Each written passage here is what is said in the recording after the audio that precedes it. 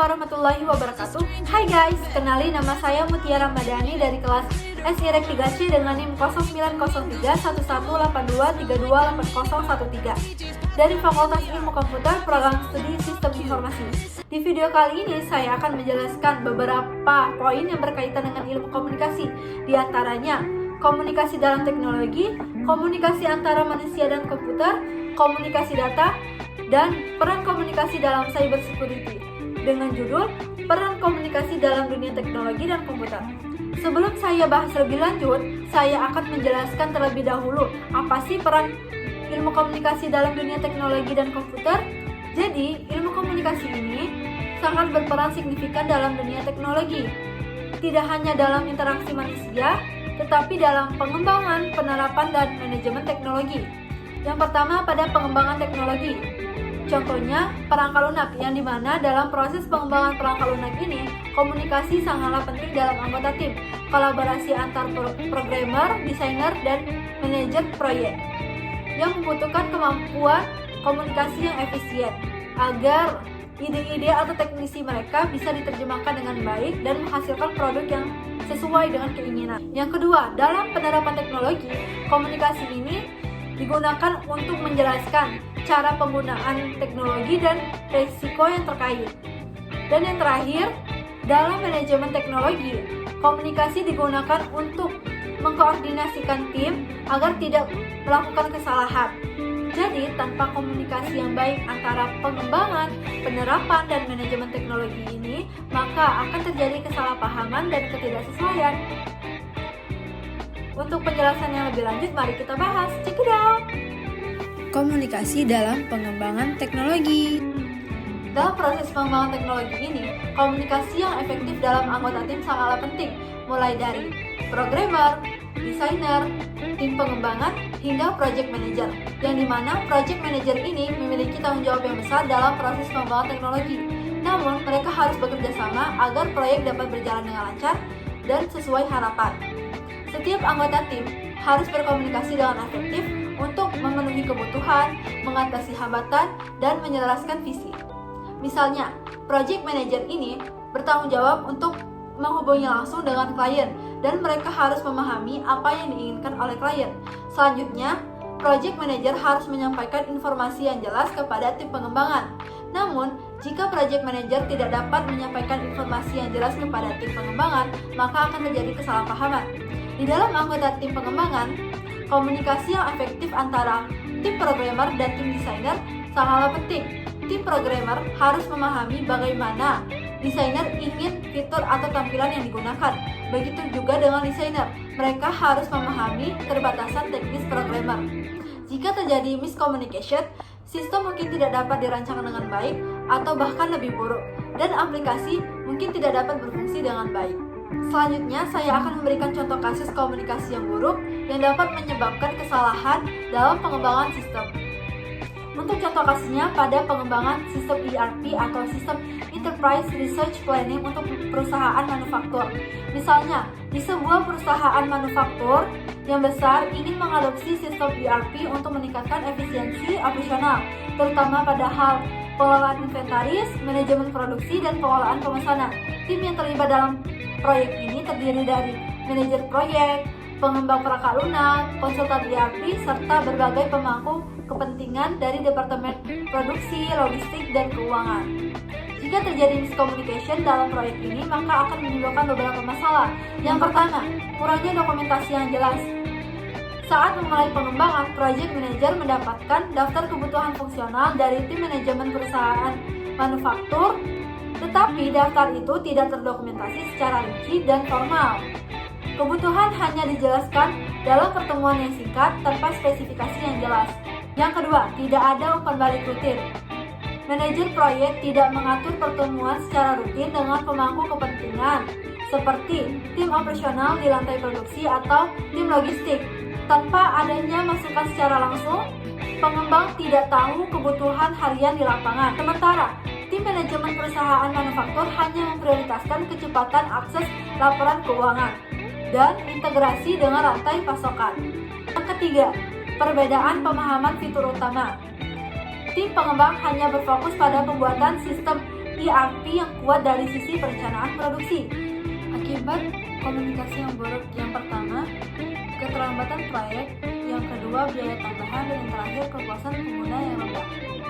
Komunikasi antara manusia dengan komputer, Yaitu disiplin ilmu yang mempelajari interaksi antara manusia dan komputer. Fokusnya untuk merancang antarmuka atau interface yang mudah dimengerti oleh manusia. Tujuannya untuk menciptakan pengalaman yang efisiensi, intuitif, dan efektif dalam berinteraksi dengan teknologi. Peran ilmu komunikasi dalam interaksi antara manusia dan komputer ini sangat penting, terutama dalam hal memahami bagaimana manusia memahami informasi yang disampaikan melalui antarmuka.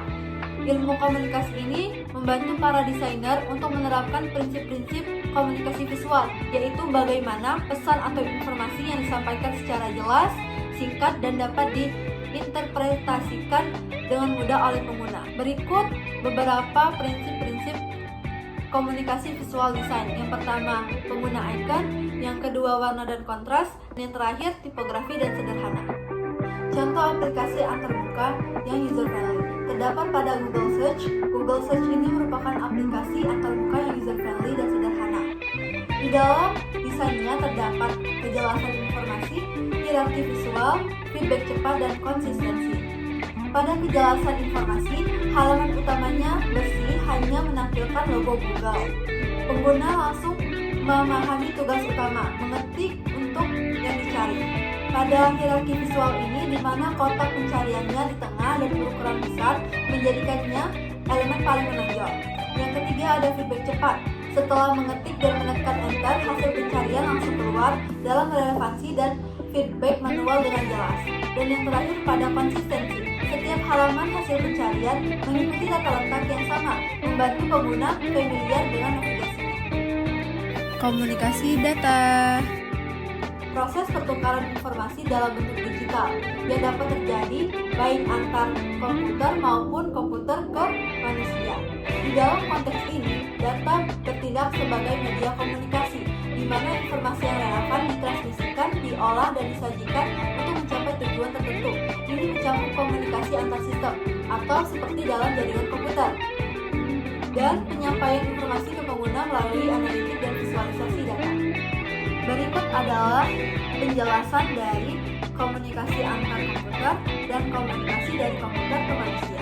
Yang pertama, pada komunikasi antar komputer, dalam sistem jaringan melibatkan pertukaran data antara perangkat melalui protokol komunikasi yang telah ditentukan seperti TCP/IP, yang dimana data yang dikirimkan berupa pesan, file, atau perintah yang diproses dan diterima oleh perangkat lain. Yang kedua, komunikasi dari komputer ke manusia atau analitik dan visualisasi data, yaitu salah satu cara paling efektif untuk menyampaikan pesan atau informasi dari komputer ke manusia. Data mentah seringkali sulit dipahami oleh manusia tanpa interpretasi atau penyajian yang baik. Oleh karena itu, visualisasi data sangat membantu mengkomunikasikan informasi yang kompleks secara sederhana dan intuitif, memungkinkan pemangku kepentingan untuk memahami pola, tren, dan wawasan penting. peran komunikasi dalam cyber security. Ini sangat penting untuk menjaga keamanan informasi dan melindungi sistem perusahaan dari ancaman dunia maya. Komunikasi yang efektif antara tim IT, manajemen, dan seluruh staf organisasi membantu menciptakan kesadaran tentang potensi risiko serta cara mencegah dan menangani insiden keamanan. Ini juga mencakup menyampaikan kebijakan keamanan, pelatihan, dan prosedur dengan cara yang mudah dipahami oleh semua anggota organisasi termasuk pengguna non-teknis. Mencegah dan menangani ancaman dari cyber ini, komunikasi efektif adalah kunci.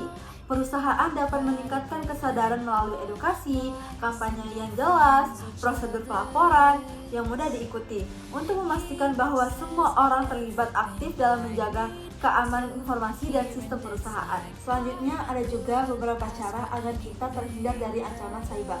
Yang pertama, kesadaran keamanan. Dengan mengikuti pelatihan dengan teratur dan komunikasi yang jelas, membantu karyawan memahami ancaman dan tindakan yang perlu diambil seperti menghindari email yang mencurigakan. Yang kedua, kampanye phishing. Dengan simulasi phishing dan elemen visual yang menarik seperti poster, infografis, membantu karyawan lebih menyadari akan ancaman cyber. Dan yang terakhir ada respon insiden. Prosedur pelaporan yang jelas mempercepat respon insiden, tetapi komunikasi yang lambat dapat memperburuk serangan. Oke guys, setelah saya menjelaskan beberapa poin, saya akan menyimpulkan bahwa komunikasi merupakan elemen kunci mendukung perkembangan dan pemanfaatan teknologi secara efektif. Dalam pengembang perangkat lunak, komunikasi yang baik dapat memastikan kebutuhan pengguna dan kolaborasi tim yang efisien. Dalam keamanan cyber, komunikasi diperlukan untuk menyampaikan ancaman serta langkah mitigasi secara detail dan jelas. Secara keseluruhan, komunikasi yang baik dapat menciptakan teknologi yang canggih, mudah digunakan, aman, dan sesuai dengan kebutuhan pengguna. Dan penting bagi kita untuk menyadari bahwa komunikasi memainkan peran yang sangat penting dalam dunia teknologi dan komputer, baik itu dalam pengembangan perangkat lunak, interaksi manusia dengan komputer, komunikasi data, maupun keamanan cyber. Kemampuan berkontribusi yang baik memastikan teknologi dapat digunakan secara maksimal. Mari kita sama-sama memperdalam pemahaman kita tentang bagaimana komunikasi yang efektif dapat mendukung kemajuan teknologi dan mendorong inovasi yang bermanfaat bagi kita semua. Jangan ragu untuk belajar lebih dalam dan berkontribusi dan membangun masa depan teknologi yang baik. Sekian, terima kasih. Wassalamualaikum warahmatullahi wabarakatuh. Bye bye guys, see you the next video. Bye bye.